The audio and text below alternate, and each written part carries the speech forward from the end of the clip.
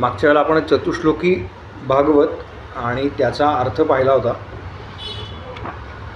चतुश्लोकी भागवताचे जे 4 श्लोक आहेत ते तुम्ही नेहमी म्हटले तर फायद्याचं आहे. मी कथा जेव्हा करतो तर सप्ताहात सगळ्यांकडनं ते म्हणून घेतो रोज, म्हणजे मग ती सवय पण होते आणि मुखात बसतात. ज्यांना शक्य आहे त्यांनी रोज म्हणा. भागवताची आरती पण बहुतेक पाठवलेली आहे, नसेल तर आज मी पाठवतो ती पण. बाकीच्या आरत्या जशा आपण म्हणतो गणपतीमध्ये, आता तुम्हाला संधी आहे तर भागवताची आरती म्हणा. चतुश्लोकी भागवताचे 4 श्लोक म्हणून दाखवतो. 1-2 वर्ग आपण ते घेऊयात, नंतर मग पुढच्या श्लोकांकडे. अर्थ सांगितला आहे अधिक ज्या वेळेला त्या ग्रंथामध्ये, म्हणजे ग्रंथामध्ये जेव्हा ते येईल तर त्यावेळेला मी त्याच्यावर अधिक भाष्य करीनच.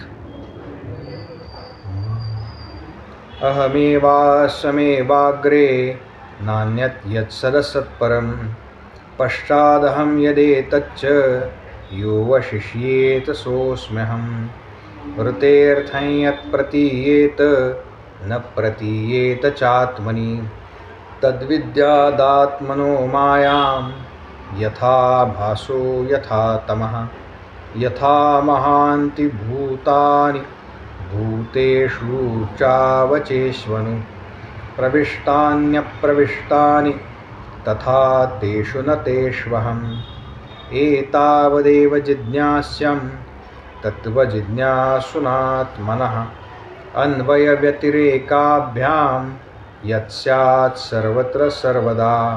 गोपाल कृष्ण भगवान की जय. गोपाल कृष्ण भगवान की जय. गोपाल कृष्ण भगवान की जय. हे चतुश्लोकी भागवत आहे. श्रीमद भागवत महापुराण जे आहे त्यातल्या 2य स्कंदातल्या 9व्या अध्यायामध्ये हे येतं. तुमच्याकडे ग्रंथ असेल तर तुम्ही पाहू शकता, नसेल तर कुठे येतं साधारण माहिती पाहिजे आपल्याला. आपण जेव्हा अभ्यास करतो त्याच्याकरता हे सांगितलं. श्रीमद भागवत ग्रंथामध्ये ग्रंथाची विभागणी कशी केली आहे तर एकूण 12 स्कंद आहेत.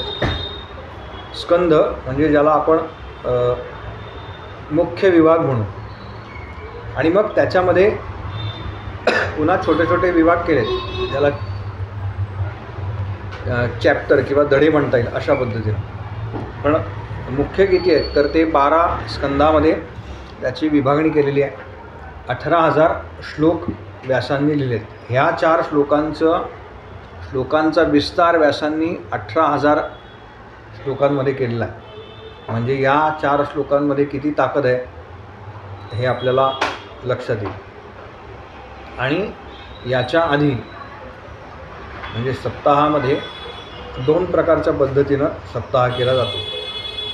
ग्रंथाभ्यास करत असताना त्याचं प्रत्यक्ष, ज्याला ॲप्लिकेशन म्हणतात, तर ते कशा पद्धतीनं होतं त्याच्याकरता हे सांगतो. आधी संपूर्ण ग्रंथावरती निरूपण 6 दिवस, आणि मग 7व्या दिवशी श्रीमद भागवत महात्म्य अशी सांगण्याची एक पद्धत आहे. किंवा दुसरं म्हणजे श्रीमद भागवताचं महात्म्य आधी आणि मग बाकीच्या स्कंदांवरती निरूपण. महात्म्य याचा अर्थ एका अर्थानं हे ऐकल्यानंतर, हे श्रवण केल्यानंतर काय, कशाकरता श्रवण करायचं, काय प्राप्ती होणार आहे, हा शब्द थोडासा योग्य नाही. पण हे ऐकत असताना कशा पद्धतीनं आपण ऐकलं पाहिजे याच्याकरता श्रीमद भागवत महात्म्य आधी सांगावं आणि त्याच्यानंतर मूळ ग्रंथाला सुरुवात करावी. महात्म्य ही मोठं आहे, पण असं करत असताना किंवा याचं कारण काय, 2 परंपरा, ज्या गुरुपरंपरा असतात साधारण त्या दृष्टिकोनातून ते सांगितलं जातं. त्यात काही चूक बरोबर असा विषय नाही. पण महात्म्य आधी सांगावं याचं कारण असं आहे की हा ग्रंथ कसा ऐकावा हे जर मी शेवटच्या दिवशी सांगितलं तर श्रोते म्हणतील की बुवा तुम्ही ह्या आधीच का नाही सांगितलं, तर आम्ही या पद्धतीने ऐकलं असतं. म्हणून ते आधी सांगावं. महात्म्य म्हणजे एका अर्थाने फलश्रुती आहे ग्रंथाची. हा ग्रंथ ऐकल्यानंतर, या ग्रंथाचा अभ्यास केल्यानंतर कशा पद्धतीनं तुमची प्रगती होणार आहे याच्याकरता हे सगळं आहे. हे करत असताना प्रामुख्याने दोन तीन गोष्टी ज्या आम्ही अगदी तुम्हाला ढोबळ मनाने सांगीन पाळायला. त्यात म्हणजे एकतर अनेक जण मी असं पाहतो, म्हणजे हा प्रश्न मला एकाने विचारला, जे भागवत ज्यांनी केलं आहे त्यांनी, की म्हणाले बुवा नक्की याच्यामध्ये स्कंध किती आहेत, म्हणजे 11 आहेत का 12 आहेत. त्याच्यावरती मी त्यांना विचारलं की तुम्ही मूळ ग्रंथ वाचला आहे का. तर ते म्हणाले की नाही, मूळ ग्रंथ नाही वाचला. मग म्हटलं तुम्ही निरूपण कशावरनं करता. ते म्हणले काय छोट्या छोट्या पुस्तकं मिळतात ना बाजारामध्ये, त्याच्यावरनं मी करतो. आता हे इतकं चुकीचं आहे, आपल्या सगळ्यांकरता मुद्दाम सांगतो की अशा पद्धतीनं कोणीही कोणत्याच ग्रंथाचं निरूपण करू नये. भागवत हे एक उदाहरण झालं. श्रीमद भागवताचं काय, किंवा काय अगदी गीतेवरती टीका करणारे असतील, किंवा ज्ञानेश्वरीवरती काही जण प्रवचनं करतात, दासबोधावरती करतात, तर त्याच्यावरती जे वेगवेगळे टीका ग्रंथ उपलब्ध आहेत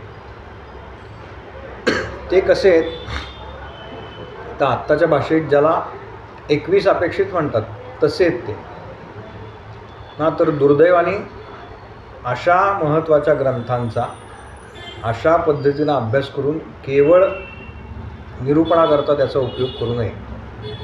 आपल्या आत्मोद्धाराकरता जर या ग्रंथांचा उपयोग आपल्याला करायचा असेल, म्हणजे निरूपण करायचं आहे म्हणून अभ्यास करू नका.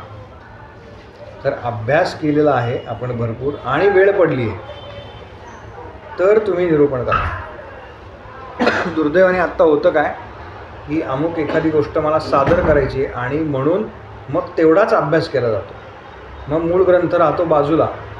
त्याच्यावरती काय सोपं जे काही मिळेल ते आपण एक 4-5 पुस्तकंही खूपच म्हणतोय मी, पण 1-2 पुस्तकं वाचतो. असं न करता जेव्हा संथा दिली जाते एखाद्या ग्रंथाची, म्हणजे तर तेव्हा 3 श्लोक किंवा 4 श्लोक शिकवले जातात रोज. आता 4 श्लोक, समजा 3 श्लोक रोज शिकवले जातात. श्लोक म्हणाला, निरूपण वेगळंच म्हणतो मी. तर तेव्हा 18,000 श्लोक आहेत. 18,000 भागिले 3 एवढे दिवस कमीत कमी संथा घेण्याकरता, म्हणजे त्याचे संस्कृत शब्द मुखात बसावे याच्याकरता, त्याचं उच्चारण बरोबर व्हावं याच्याकरता, आणि त्याच्यावरती आपल्या गुरूंनी जे काही निरूपण केलं आहे ते त्याच्या दुप्पट दिवस असं पकडा. कारण एका श्लोकावरती काही तो श्लोक म्हणायला जेवढा वेळ लागतो त्याच्यापेक्षा त्याच्यावरती निरूपणाला काही तास लागू शकतात. केवळ चतुश्लोकी भागवतावरती सप्ताह होऊ शकतो, भागवतातल्या नावांवरती सप्ताह होऊ शकतो. म्हणजे हे नाव तिथे का आलं आहे आणि त्या नावाची वैशिष्ट्य काय आहेत, इतकं जबरदस्त ज्ञान अशा ग्रंथांमध्ये आहे सगळ्याच, म्हणजे आपल्या. तर असा वरवरचा अभ्यास न करता ग्रंथाचा सखोल अभ्यास व्हावा याच्याकरता हा वर्ग आहे. 12 स्कंद आहेत. काही ठिकाणी आपण जर म्हणजे रामायण पाहिलं तर रामायणामध्ये यालाच कांड असं म्हटलेलं आहे, आणि मग त्याच्या अंडर सर्ग आलेले. त्याच्यामध्ये सब टॉपिक काय, तर त्याला सर्ग असं नाव आहे. तसं भागवतामध्ये स्कंद म्हटलेलं आहे. एकूण 12 स्कंद आणि 18,000 श्लोक भागवतामध्ये, किंवा जी नावं आहेत आणि जे श्लोक आहेत सगळ्या पुराणांची, त्याची श्लोकसंख्या तेवढीच काय आहे, तर हा सुद्धा अभ्यासाचा विषय. गीतेमध्ये किती अध्याय आहेत सांगू शकेल कोणी?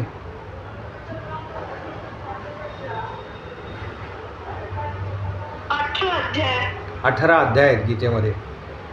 हां, आणि हो हो हां, इथे 18,000 श्लोक आहेत बरं का. आता तुम्ही जर ज्यांनी सांगितलं ना त्यांनी साधारण गीताचे 700 श्लोकाला किती दिवस लागतात ताई? तुम्ही संथा घेतली असेल. रोजचे 4 श्लोक 40 मिनिटांमध्ये शिकवतात संथा वर्गात. हां, तर 1 वर्ष साधारण जातंय.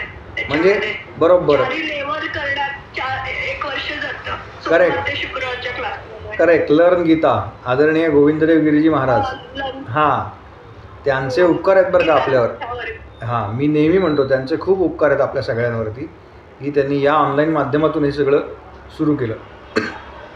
मग 700 श्लोकांना साधारण 1 वर्ष जात आहे पूर्ण. तर ह्याच्यात तिप्पट म्हणजे 7 त्रिक 21 तीन वर्ष कमीत कमी. हे कितीला जाईल? 7 त्रिक 2100 श्लोक. हे 18,000 आहेत बघा. फरक लक्षात येतो आहे तुम्हाला की किती मोठी रेंज आहे. मी नेहमी म्हणतो की हा जो 18 आकडा आहे ना हे 18,000 का? किंवा गीतेमध्ये सुद्धा 18 का? तर 18 हा व्यासांचा आवडता आकडा आहे. तुम्हाला सांगेन मी हळूहळू जसे जसे ते येत जाईल त्या विषयामध्ये. तर ते सगळं वर्णन व्यासांनी तेवढ्याच अध्यायांमध्ये का बसवलं आहे? इथे सुद्धा 18,000 श्लोकांचीच रचना का केलेली आहे? तर अशी पण वैशिष्ट्य आहेत बरं का या ग्रंथांची. म्हणजे ज्याला काय टेक्निकली अभ्यास करायचा आहे तर त्याला असे वेगवेगळे विषय भरपूर आहेत. तर त्यानं त्या पद्धतीनं अभ्यास करावा. आपल्याला परमार्थामध्ये अभ्यास करत असताना जी गोष्ट अधिक भावते त्या गोष्टीचा म्हणजे सद्गुरूंनी सांगितलेली साधना आहेच, पण मला या सगळ्यातली अमुक एक गोष्ट अधिक भावते तर त्याचा अधिक सखोल अभ्यास त्या दृष्टिकोनातून करावा. त्याचाही निश्चित आपल्याला फायदा होतो.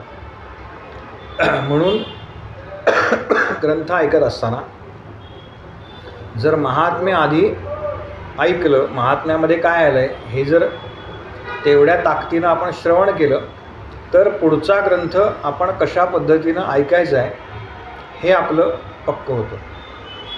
आणि श्रीमद भागवत हा प्रामुख्यानं श्रवणाचा ग्रंथ आहे.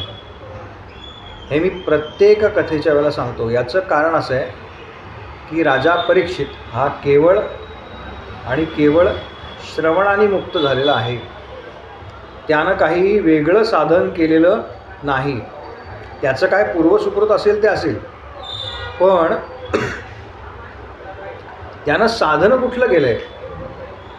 आपण वेगवेगळी साधनं इतकी बदलत असतो, हे करू का ते करू का ते करू का ते करू.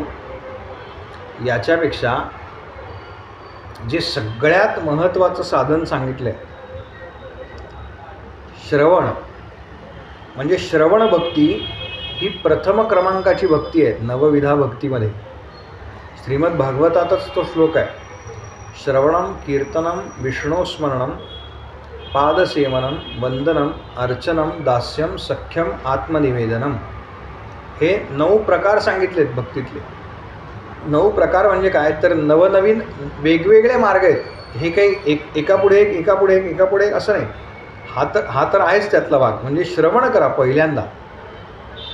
पहिलं काय करा तर भगवत नावाचं जे तत्व आहे, सत नावाचं जे तत्व आहे, ज्याला ईश्वर म्हणतो आपण, जे शिव नावाचं तत्व आहे, शक्ती नावाचं तत्व आहे, त्या तत्वाबद्दल पहिल्यांदा तुम्ही ऐका. आपण ऐकतो का? तर ऐकतो, पण एका अर्थाने बघितलं आपण जर ऐकतो का तर आपण ऐकत नाही. ऐकणं आणि श्रवण यामध्ये फरक आहे.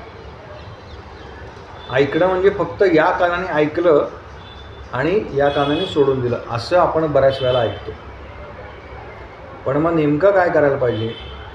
श्रवण असा शब्द आला आहे. श्रवणामध्ये काही पायऱ्या आहेत. श्रवण, मनन, चिंतन आणि निधिध्यास असं सांगितलं आहे. अशा पायऱ्यांनी जे सिद्ध होत जातं त्याला श्रवण म्हटलेलं आहे. मग आपण हे करतो का? माऊली म्हणतात 9व्या अध्यायामध्ये कसं श्रवण करा. 9व्या अध्यायाच्या सुरुवातीलाच आहे अगदी. तरी अवधान एकले दिजे, मग सर्व सुखासी पात्र होईजे. हे प्रतिज्ञोत्तर माझे उघड ऐका. कसं श्रवण करा? तर ज्याप्रमाणे आता श्रवण हा विषय आहे बरं का परत, पण त्या विषयाचा गाभा काय आहे? तर त्या विषयाचा गाभा आहे नारायण. म्हणून संत म्हणाले विषय तो त्यांचा झाला नारायण. नारायणाकडे एकदा आपण दृष्टी लावली मग ती सगळ्या बाजूनी पाहिजे. म्हणजे भगवंतांचं नाम ऐका, भगवंतांचं नाम घ्या. कीर्तन म्हणजे वेगळं काही नाही. कीर्तन म्हणजे आत्ता आपण जे बघतो तो एक फॉर्मॅट आहे बरं का. आपण जे नामस्मरण करतो, भगवंतांनी गीतेमध्ये उच्चारलं आहे सततम कीर्तयंतो माम. म्हणजेच काय, सारखी झांज घेऊन उभं राहायला पाहिजे का? सारखं ते गळ्यात काहीतरी अडकवायचं आणि वाजवायचं का? त्याला कीर्तन म्हणतात का? नाही. तर आपलं जे काही नामस्मरण सुरू आहे अखंड, काय तुम्ही हरिनाम घेत असाल, श्रीराम जयराम जय जयराम म्हणत असाल, जी काही गुरूंनी सांगितलेली साधना असेल ती घेत असाल, देवीची कोणी जप करत असेल, तुमच्या इष्टदेवतेचा मंत्र जपत असाल, ते सगळं कशाच्या कोणत्या विभागात येतं? तर नामस्मरण. नामस्मरण म्हणजेच कीर्तन आहे, वेगळं काही नाही. जो भगवंताची कीर्ती मुखाने गातो तो कीर्तन करतो. त्यामुळे आपण जे कीर्तनाचं आत्ता एकूण फॉर्मॅट बघतो त्या फॉर्मॅटमध्ये याचा अर्थ की आधी ऐकायचं आणि मग तशा पद्धतीने सादरीकरण करायचं, यात अडकू नका. असं नाही आहे मुळात. काही संकल्पना आपल्या पक्क्या झाल्या पाहिजे. आपण परमार्थ करतो परमार्थ करतो परमार्थ करतो म्हणजे नेमकं काय करतो? तर जेव्हा दोन व्यक्ती भेटतात, नीट ऐका, जेव्हा दोन व्यक्ती भेटतात आणि त्या आपापसामध्ये मी आणि माझं याच्याऐवजी जेव्हा भगवंतांबद्दल बोलतात, हे फार अवघड आहे बरं का. मी आणि माझं सोडून जेव्हा प्रपंचामध्ये असताना आपण भगवंतांबद्दल बोलतो तेव्हा त्याला सोप्या फॉर्मॅटमधला परमार्थ असं समजायचं. आपण परमार्थाबद्दल बोलतो आहे असं समजायचं. याचं कारण आपण जेव्हा कोणालाही भेटतो, काय मित्रमैत्रीण, व्यावसायिक नातेवाईक, तर नेहमी तुम्हाला सांगते किंवा तुम्हाला सांगतो असं म्हणून जी आपली सुरुवात होते आणि आपण प्रपंचातल्या गोष्टी सांगायला लागतो. परवा काय झालं, माझं असं असं झालं, माझं अमुक अमुक झालं, हे जेव्हा माझं म्हणून आपण सांगायला लागतो तेव्हा त्या सगळ्या गप्पा आपल्या प्रपंचाबद्दल असतात, विषयांबद्दल असतात. मग ते सगळं बाजूला सारून आम्हाला कोणाबद्दल बोलायचं आहे? तर आम्हाला भगवंतांबद्दल बोलायचं आहे, त्या शिवतत्वाबद्दल बोलायचं आहे, त्या ईशतत्वाबद्दल बोलायचं आहे, त्या शक्तितत्वाबद्दल बोलायचं आहे. आणि हे करत असताना हळूहळू आमचे जे एक विषय उपभोगण्याची इंद्रिय आहे ते सुद्धा आम्हाला भगवंतांकडे लावायची आहे. याचा अर्थ सारखं 24 तास भगवंतांच्या फोटोकडे पाहत बसलं पाहिजे असं नाही. बऱ्याच वेळेला आपण सोयीने याचे अर्थ काढत असतो. तर ते चिंतन मनामध्ये पाहिजे. मनामध्ये असंख्य विषय असतात, ते सगळे विषय बाजूला सारून मन नारायणांकडे लावणं, त्या तत्वाकडे लावणं, याचा अर्थ चिंतन आहे. आपण जे आज ऐकलं, आपण ऐकतो, पण यात बिटवीन द लाईन्स काय म्हणायचं आहे गुरुजींना, तर त्यातलं मला काय समजलं आहे, श्रवण चिंतन, श्रवण मनन, मननानंतर चिंतन, आणि चिंतनानंतर निधिध्यास. आणि निधिध्यास पक्का होण्याकरता काय, तर पुन्हा स्क्वेअर वन, श्रवण. पुन्हा पहिली पायरी की हे सगळं करत असताना मला जे समजलेलं आहे ते समजलेलं बरोबर आहे ना, हे कुणाकडनं तपासणार, तर हे पुन्हा गुरुजींकडनंच तपासायचं. मग एखाद्या गोष्टीचा आपण काढलेला अर्थ आणि व्यासपीठावरती असलेल्या व्यक्तीनं सांगितलेला अर्थ हा कदाचित वेगळा असू शकतो. म्हणजे आपल्याला तो वेगळा वाटलेला असू शकतो, त्यानं तो वेगळ्या कॉन्टेक्स्टमधनं सांगितलेला असू शकतो. तर हे सगळं करत असताना कसं ऐकावं पुन्हा, तर कोरी पाटी ठेवून ऐकावं, नाही का. जो घट आधीच भरलेला आहे तर त्याच्यात काही साठवणं अवघड आहे, पण जो घट रिकामा आहे पूर्ण, संतांसमोर असं रित होऊन बसावं. म्हणजे मला काही माहिती नाही हो भगवंता,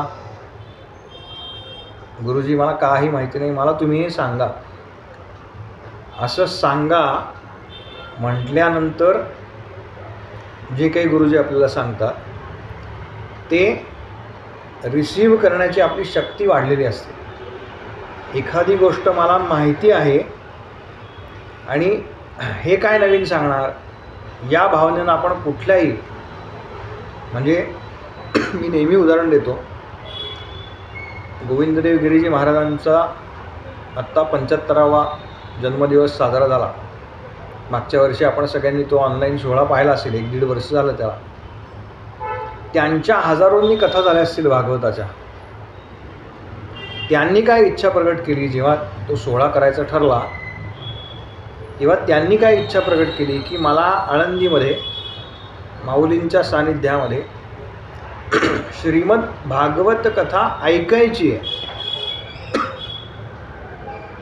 7 दिवस रोज कथा होती आणि संध्याकाळी वेगवेगळे कार्यक्रम, विविध क्षेत्रातल्या मान्यवरांना त्यांनी बोलवून काय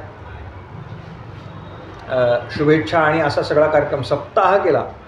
पण त्यांची मूळ इच्छा काय आहे त्याच्या मागची, तर मला छान शांत बसून जो कोणी त्या विषयातला श्रेष्ठ वक्ता, असं नाही, वक्ता हा व्यक्ती म्हणून बघूच नका बरं का त्याच्याकडे. तो जेव्हा पीठावरती बसतो ना तेव्हा ते व्यासजी आहेत.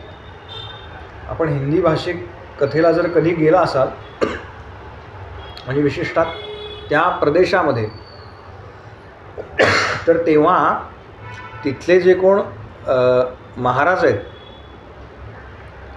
एखाद्या मठामध्ये किंवा पीठावरती समजा भागवत कथा सुरू आहे आणि भागवत कथा करणारा हा त्या कोण महाराज आहेत तिथल्या पीठाचे मुख्य, त्यांच्यापेक्षा वयाने लहान आहे, तरी ते महाराज सप्ताहभर त्या कोण जो व्यासपीठावरती बसला आहे त्याला नमस्कार करतात.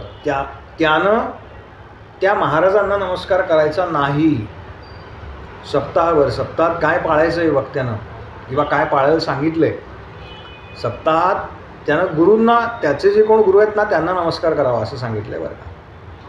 त्याला ज्या कोण पूजनीय व्यक्ती आहेत, पण बाकी आपल्यापेक्षा वयाने कोणी मोठा आहे असा हात जोडून करा, पण त्यांच्या चरणावरती मस्तक ठेवणं किंवा अशा पद्धतीनं त्याला नमस्कार करत नाहीत. याचं कारण ती जी भावना आहे की आप में व्यासजी विराजमान आहे असं म्हणतात ते.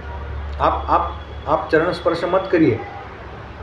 अभी आप सप्ताह कर रहे हैं तो आप में व्यास जी विराजमान है, ही भावना एकूण सगळ्या उत्तर प्रदेश आणि या हिंदी भाषेत जिथे हा सगळा हे अधिक प्रमाणामध्ये होतो उत्सव, तिथे फार दृढ आहे लोकांची श्रद्धा, तिथे अजून तेवढी ताकदवान आहे. आणि मग ते कसं ऐकत असतील हे सगळं, ज्यांनी अनेक वेळा हे केलं आहे. काय 50 कथा झाल्या आहेत, 100 कथा झाल्या आहेत, गोविंदराव विगरे यांच्या 1000च्या वरती झाल्या असतील, फार पूर्वीपासून ते करत आहेत.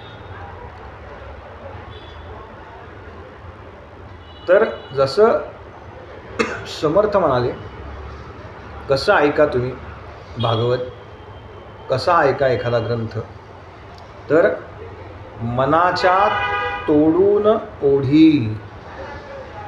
मन धावतंय विषयांकडे, त्या धावणाऱ्या मनाचे जे विषय आहेत त्यात तोडा.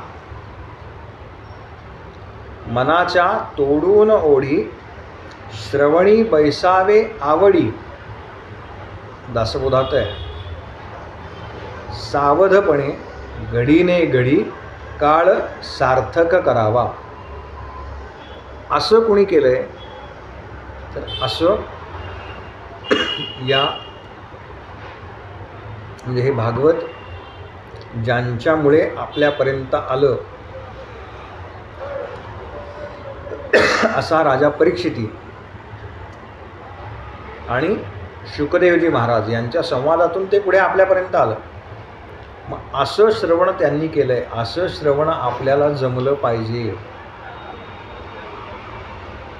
मी अनेक ठिकाणी पाहतो, लोक काहीतरी माळा करत असतात, त्यांचे ठरलेलं जप करत असतात. तर असं कथेला बसू नका. तुमच्यापैकी जर कोणी असं बसत असेल कथेमध्ये, काही ऐकायला गेलं आणि आपली श्रीराम जयराम जय जयरामची माळ चालू आहे, तर तसं करू नका. तसं करत नाहीत. श्रवण म्हणजे फक्त श्रवण आहे. श्रवण हे कानाने नाही आहे, श्रवण हे मनाने आहे. त्यामुळे मन इकडे तिकडे जात असेल तर ती सगळी जी बंधनं आहेत ती तोडायची आणि मनाला पुन्हा त्या ठिकाणी आणायचं आणि मग ऐकायचं. असं जर श्रवण केलं तर ते मनामध्ये ठसतं आणि मग त्याचा जो योग्य परिणाम आहे तो व्हायला सुरुवात होते. मूळ ग्रंथाकडे वळूया. ग्रंथाचा म्हणजे श्रीमद भागवत महात्म्याचा पहिला अध्याय जो आहे त्यातला पहिला श्लोक असा आहे, सच्चिदानंद रूपाय विश्व उत्पत्त्यादि हेतवे तापत्रय विनाशाय श्रीकृष्णाय वयम नमः. भगवंतांचं स्वरूप काय, हे सगळे जे श्लोक आहेत यातले प्रामुख्यानं तर हे त्रिष्ठूप किंवा अनुष्ठूप छंदात आहेत. व्यासांचं लिखाण जे आहे श्रीमद भगवद्गीतासुद्धा बरेचसे श्लोक अनुष्ठूप आणि काही त्रिष्ठूप अशा छंदामध्ये आहे.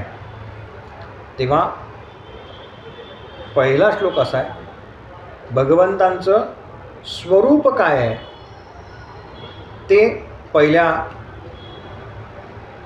पहिल्या पार्टमध्ये सांगितलं आहे, पहिल्या चरणात सांगितलं. दुसऱ्या श्लोकाच्या दुसऱ्या भागात काय सांगितलं आहे, तर विश्व उत्पत्त्यादि हेतवे, हे सगळं करण्याचा त्यांचा हेतू काय आहे, तर विश्व उत्पत्त्यादि हेतवे, हे सगळं करून त्यांना जो शरण जातो, त्यांना म्हणजे कोणाला, ते शेवटच्या ओळीत सांगितलेलं आहे. त्यांना जो शरण जातो त्याचं काय करतात, तर तापत्रय विनाशाय, 3 प्रकारचे जे ताप सांगितलेले आहेत त्यांचा नाश करतात, नाहीसे करतात. असं कोण आहे, तर असे भगवान श्रीकृष्ण आहे. श्रीकृष्णाय वयम नुमः अशा श्रीकृष्णांना आम्ही नमस्कार करतो. अशा श्रीकृष्णांना म्हणजे कोणत्या? तर ज्यांचं स्वरूप सच्चिदानंद आहे, जे सत्स्वरूप आहे, जे चित स्वरूप आहे आणि जे आनंद स्वरूप आहे. आता आपल्याला माहिती आहे की या संपूर्ण ब्रह्मांडामध्ये सत्स्वरूप एकवर राहते. सत्स्वरूप काय आहे? तर ते केवळ सत नावाचं तत्व आहे. सत म्हणजे सत्य. भगवंतांचं स्वरूप कसं आहे? तर ते सत, चित आणि आनंद स्वरूप आहे. चित म्हणजे चैतन्य स्वरूप आणि आनंद म्हणजे आनंद स्वरूप, जो आपल्याला होतो तो. आता कल्पना करा, आपल्याला काय आवडती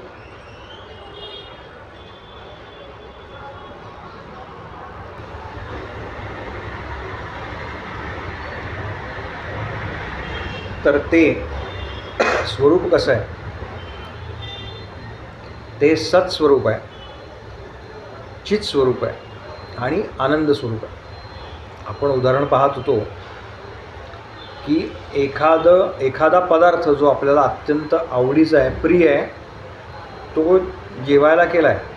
काय घरी कार्यक्रम आहे एखादा आणि आपण समोर ते ताट घेऊन बसलो.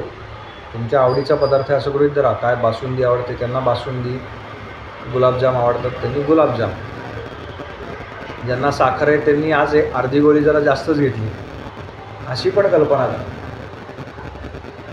हे कशाकरता? मला जे स्वरूप सांगायचं आहे त्याच्याकरता सांगतो मी. आणि ते आता तुम्ही जेवायला सुरुवात करणार, पहिला घास घ्यायचा आहे अजून, आणि त्याच्या अगदी एक मिनिटभर आधी कोणाचा तरी फोन आला, अमुक एक व्यक्ती आहे, त्यांचं निधन झालं, कोणीतरी गेलं, तुमच्या जवळचं आहे ते. तोच जो वाढलेला पदार्थ आहे, जो अर्ध्या मिनिटापूर्वी तुम्हाला सुखकारक वाटत होता, तुम्ही काय जे ठरवलं होतं, 2 वाट्या पिणार, 4 वाट्या पिणार, आज छान गुलाबजाम केलेत, काय खव्याच्या पोळ्या केल्या आहेत, याचा मनसोक्त आस्वाद घेऊ आणि त्यातून प्राप्त होणारा आनंद उपभोगू, तर तो त्या क्षणाला उपभोगता येईल का? अशी बातमी ऐकल्यानंतर तर तो उपभोगता येत नाही. याचं कारण बरं वाटतं किंवा आनंद होतो, तो कुणाला होतो? तर तो आपल्या सगळ्यांच्या आतमध्ये जे कूटस्थ चैतन्य आहे, जे भगवंतांचं स्वरूप आहे, समर्थ ज्याला आत्माराम म्हणतात, वेदांनी ज्याला वस्तू म्हटलेलं आहे किंवा तत्व म्हणतात, त्या तत्वाच्या प्रेरणेनं हे सगळं चालतं. मग ते तत्व कायम सदोदित सर्व ठिकाणी समप्रमाणात जसं होतं तसं किंवा जसं आहे तसं किंवा जसं असणार आहे कायमस्वरूपी तसं उपस्थित असतं. ते म्हणजेच सत, जे कालही होतं, जे आजही आहे आणि जे उद्याही असणार आहे, त्याला सत म्हटलेलं आहे. आपण जसे काल होतो किंवा जसे 10 वर्षापूर्वी होतो तसे आज नाही आणि तसे अजून 10 वर्षांनी राहणार नाही. आपला हा देह जो आहे तो नाशिवंत आहे, त्याला काही मर्यादा आहेत देहाच्या, पण असं अमर्यादित तत्व कोणतं आहे? ज्याला कोणत्याही मर्यादा नाही, ज्याला कोणतेही म्हणजे जो सगळी कर्म खरं तर ज्याच्या प्रेरणेनं होतात, पण तो कोणत्याही कर्माच्या बंधनामध्ये अडकलेला नाही, असं कुठलं तत्व आहे? तर ते सत नावाचं तत्व. असं कोण आहे? तर असे भगवान श्रीकृष्ण आहे. त्यांचं प्रगटीकरण झालं किंवा जन्म झाला. जन्म हा शब्द योग्य नाही, प्रगटीकरण हाच शब्द योग्य आहे. त्यांचं जेव्हापासून प्रगटीकरण झालं ते त्यांनी त्यांच्या अवतार समाप्तीपर्यंत जी जी काही कर्म केली त्या कर्मामध्ये कोणताही अहंकार नव्हता. आपल्या कर्मांमध्ये त्याला अहंकार चिकटलेला असतो, म्हणून आम्ही सत्स्वरूप नाही. मग असं सत्स्वरूप कोण आहे? आम्ही त्याचे अंश आहोत. पण याची जाणीव केव्हा होते आम्हाला? तर ती साधनेमध्ये काही काळ होते आणि पुन्हा आम्ही आमचं ध्यानावरून स्थानावरती आलो किंवा काय नामस्मरणात काही क्षण आपण पकडू, अगदी निमिष, एखादं निमिष म्हणजे डोळ्याची पापणी लवते आणि पुन्हा उघडते, हे जसं आपल्याला कळत नाही त्याला निमिष म्हटलेलं आहे. एवढ्या निमिषभर आम्हाला ती जाणीव होते. बरं, आपल्या माहितीकरता ही रोज होत असते आपल्याला, बरं का, ही रोज आपल्याला होत असते आपल्या सगळ्या एकूण धावपळीच्या काळामध्ये, पण ती आम्हाला जाणवत नाही. हेच तर त्यांचं वैशिष्ट्य आहे. ही त्यांना जाणवत नाही, म्हणजे आपल्याला जाणवत नाही. पण मग ती होत नाही का? तर तसं नाही, ती होते. कारण ते सत्स्वरूप कुठे बसलेलं आहे? तर भगवान गीतेमध्येच सांगतात की मी तुमच्या हृदय सिंहासनावरती बसलेलो आहे, हृदय सिंहासनावरती आरूढ आहे. जोपर्यंत ते सत नावाचं तत्व आणि त्या तत्वाचं जे प्रगटीकरण आहे ते कुठलं आहे? तर आनंद स्वरूप आहे. ते सत स्वरूप आहे, चित स्वरूप आहे आणि आनंद स्वरूप आहे. चित म्हणजे चैतन्य स्वरूप, अखंड चैतन्याचा झरा आहे. आपण नाही का म्हणतो महाराजांना ब्रह्मचैतन्य, ब्रह्मचैतन्य आहे. ते ब्रह्म चैतन्य स्वरूपामध्ये आलं. वेदांतामध्ये ज्याला वस्तू म्हणतात त्याला ब्रह्म म्हणतात, ती पण एक संज्ञा. तर हे ब्रह्म स्वरूपामध्ये आलं, चैतन्य स्वरूपामध्ये, म्हणून ते ब्रह्मचैतन्य. काय कारण आहे त्याला येण्याचं? तर विश्व उत्पत्त्यादी हेतवे, विश्वाची उत्पत्ती, स्थिती आणि विनाश या तीनही गोष्टी ह्या एका शब्दामध्ये बांधल्या आहेत. विश्व उत्पत्त्यादी हेतवे. त्यांचा हेतू काय? तर विश्वाची उत्पत्ती करणं, स्थिती म्हणजे सांभाळ करणं आणि त्याचा यथाकाल विनाश करणं, आणि जे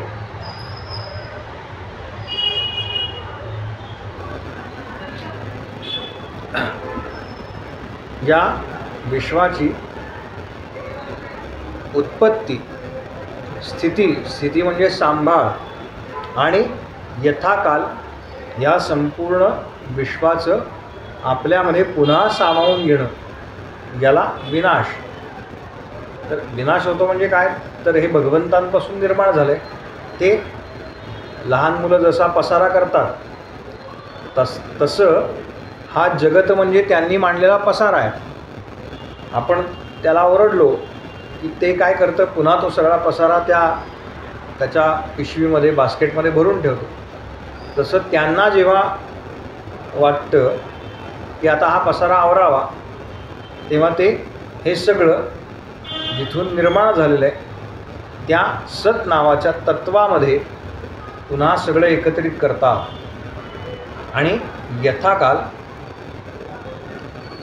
तपश्चर्येनं ते पुन्हा निर्माण करतात. याच्यामध्ये जी निर्मितीची प्रक्रिया आहे किंवा सांभाळण्याची प्रक्रिया आहे किंवा विनाश करण्याची प्रक्रिया आहे, या तीनही प्रक्रियेकरता ते जे भगवत स्वरूप आहे, भगवंत ज्यांना आपण म्हणतो, ते ह्या सगळ्याकरता तपश्चर्या करतात. आपण त्या सगळ्या कथा विस्तारानं पाहणार आहोत, कोणी कोणी कसं कसं तप केलं. आणि जगातल्या तीनही प्रकारचे ताप, आध्यात्मिक, आधिदैविक आणि आधिभौतिक ताप, हे ज्यांच्यामुळे नाहीसे होतात असं कोण आहे? तर असे भगवान श्रीकृष्ण आहेत. अशा भगवान श्रीकृष्णांची आम्ही स्तुती करतो किंवा आम्ही त्यांना वंदन करतो. असा पहिल्या श्लोकाचा अर्थ आहे. तो पहिला श्लोक श्रीमद भागवत ग्रंथाच्या महात्म्याचा पहिला श्लोक आहे. आपण ग्रंथाकडे जायला आपल्याला अजून काही कालावधी लागेल. तर महात्म्याचा असं सांगतात की हा श्लोक जर आपल्याला समजला तर पुढे ग्रंथ समजतो. पहिल्या श्लोकातच काय समजवून घ्यायचं आहे आपल्याला हेच जर समजलं नाही तर ग्रंथ समजणार नाही. याच्याकरता तुम्हाला मी एक छोटा अभ्यास देतो. पुढच्या सोमवारी वर्ग होणार आहे. त्यापूर्वी तुम्ही जे मी 3 शब्द वापरले, म्हणजे मी वापरले असं नाही, तापत्रय, ते 3 प्रकारचे ताप आहेत. त्यातला पहिला आहे आध्यात्मिक ताप, दुसरा आहे आधिदैविक ताप आणि तिसरा आहे आधिभौतिक ताप. या 3 तापांबद्दल तुम्हाला जे जे काही मटेरियल मिळेल, मग तुम्हाला ते कुठे कुठे मिळेल तर वेगवेगळ्या ग्रंथांमध्ये मिळेल. दासबोधामध्ये तर याच्यावरती समासच आहे. एकनाथ महाराजांनी सुद्धा याच्यावरती भाष्य लिहिलेलं आहे. नाथांनी तर जोगवा लिहिला आहे आईचा, त्रिविध तापाची करुनिया कुरवंडी, आपल्या सगळ्यांना माहिती येतो. तर असं जे काही आपल्याला मिळेल ते तुम्ही इतरांच्या अभ्यासाकरता, म्हणजे मला एखादी गोष्ट मिळाली तर ती दुसऱ्या कोणीतरी वाचावी, याच्याकरता आता मी तुम्हाला रोज थोडासा होमवर्क देणार आहे. हे सगळं तुमच्या प्रगतीकरता आहे किंवा एकूण माहिती गोळा करणं ग्रंथाबद्दल, अधिक त्याच्यामध्ये सखोल ज्ञान कसं प्राप्त करता येईल याच्याकरता आहे. तर अशा प्रकारच्या गोष्टी तुम्ही एकत्र कराव्या. आणि काय 2 दिवसांनी आपण बुधवार, गुरुवार, शुक्रवार असा तो ग्रुप ओपन करू. तो मागे त्याच्यावरती ते सगळे मेसेज आले होते, कोणीतरी ते काय अमुक पैसे भरा आणि एवढे त्याचे शेअर मार्केटचा, म्हणून आपण ग्रुप बंद ठेवला आहे. मला आवडत नाही खरं ग्रुप बंद ठेवायला, पण असं कोणाचं काही होऊ नये याच्याकरता ते आपण ॲडमिन ओनली केलेत. तर असं सगळं मटेरियल तुम्ही या पहिल्या श्लोकाबद्दल तुम्हाला जे जे काही मिळालेलं आहे म्हणजे संतांच्या चरित्रामध्ये जे मिळालेलं आहे बरं का, त्याच्यावरती तुम्हाला काय वाटतं? म्हणजे श्रवण, मनन, चिंतन, निधिध्यास ह्या ज्या 4 पायऱ्या सांगितल्या त्याचा अभ्यास तर करायचाच आहे, पण श्रवणाकरता आधी संतांनी काय सांगितलं आहे ह्या 3 गोष्टीवरती संतांचं काय विवेचन आहे, तर ते तुम्ही या येणाऱ्या सप्ताहाच्या मध्ये एकत्र करा आणि ते आपल्या ग्रुपवरती पोस्ट करा. म्हणजे मला जे मिळालं आहे ते इतरांना वापरता येईल. अशा पद्धतीनं आपण सविस्तर आणि एका अर्थानं काय पूरक, सविस्तर असं नाही म्हणणार, पूरक श्लोकाचा अर्थ पाहिला आहे. अजून विस्ताराने ह्याच श्लोकावरती बोलता येईल, पण जसा जसा ग्रंथाचा अभ्यास पुढे जाईल तसा तसा या श्लोकांमधल्या ह्या 3 चरणांचा, पहिल्या 3 चरणांचा त्या त्या कथेशी, त्या त्या तत्वाशी कसा कसा संबंध आहे हे मी तुम्हाला त्या त्या वेळेला सांगेन. हरिओम तत्सत, हरिओम तत्सत, हरिओम तत्सत. कोणाला काही विचारायचं असेल, बोलायचं असेल तर सांगू शकता.